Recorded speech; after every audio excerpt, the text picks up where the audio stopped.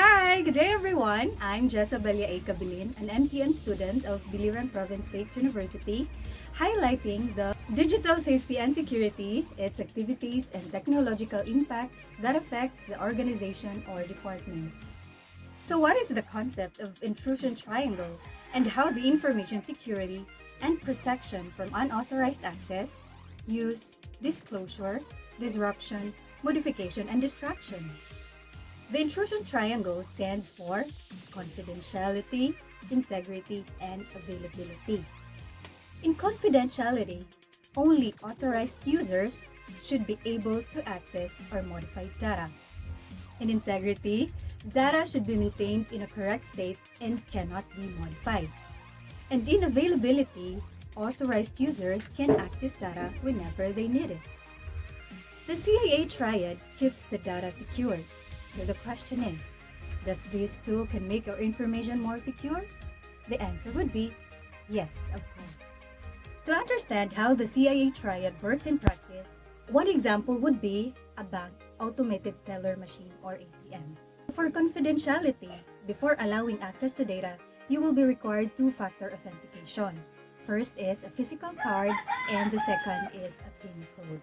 For integrity, it is by ensuring that any transfer or withdrawals made via the machine are reflected in the accounting for the user's bank account. In availability, the machine is in a public place and is accessible even when the bank branch is closed. So what is the relationship and interaction between the digital safety and security terminology to information management system?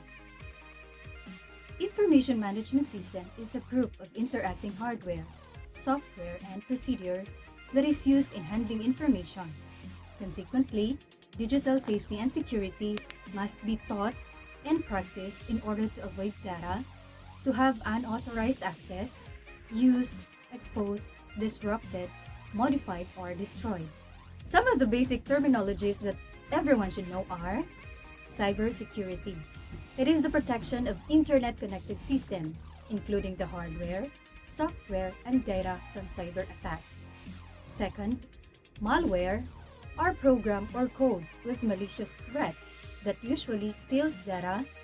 Second, malware are program or code with malicious threat that usually steals data or destroys something within the system. Another would be phishing.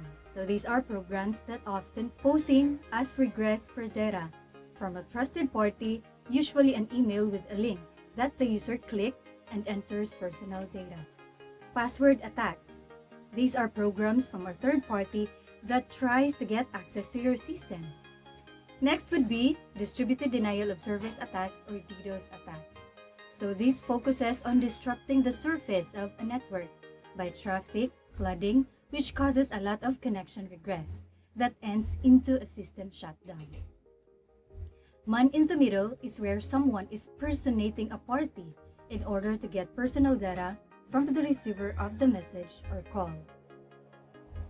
Next would be drive by downloads. It is a procedure when a downloaded program automatically accessing sites. Next is maladvertising. It is a malicious program that is downloaded to the system through clicking on address. Next would be rogue software. It is a malware that masquerading as unnecessary security software. And the last would be the CIA triad or the confidential integrity availability triad. It is the three philosophy of computer network security. Explain and enumerate the factors that disrupts the physical security and control. So there are two factors by which the security can be affected. First is attack by nature, like a flood, fire, power, fluctuation, etc. Though the information will not be misused, it is very hard to retrieve it and may cause permanent loss of data. The second is attack by the malicious party, which includes terrorism, vandalism, and theft. Describe the concepts in preventing accidental compromise of data. The example is online banking.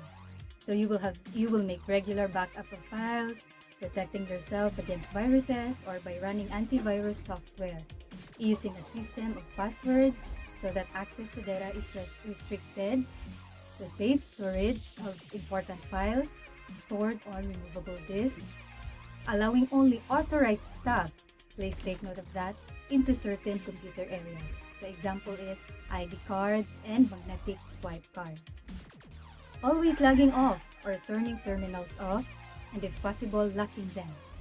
And avoiding accidental deletion of files by write-protecting disks, and using data encryption techniques to code data so that it makes no apparent sense. So let us explain how to avoid accident or compromise in data. To avoid accidents or compromise in data, we need to do the following. First, use strong passwords for all your devices and avoid having the same password. Next, use encryption in your system and your external storage devices. Third, use data fingerprinting, a red hash store method that allows you to accurately detect on transaction. Fourth, identify the data leakage in transit, at rest, or in use to be able to use the right security for your data. Fifth is the data traffic must be monitored. Sixth is an email content control is used. Another would be an intelligent firewall may be used to protect the network from security threats that not only comes from emails but from the whole net. Device control is advised to limit the devices that can access the network. Ninth is access security is used to limit the people to access the information. And the last example would be control print to give access to certain people on what information can be print. And those are the highlights of digital safety and security. So therefore, we should not be complacent in everything that we do online, even offline, because a simple gesture would compromise everything.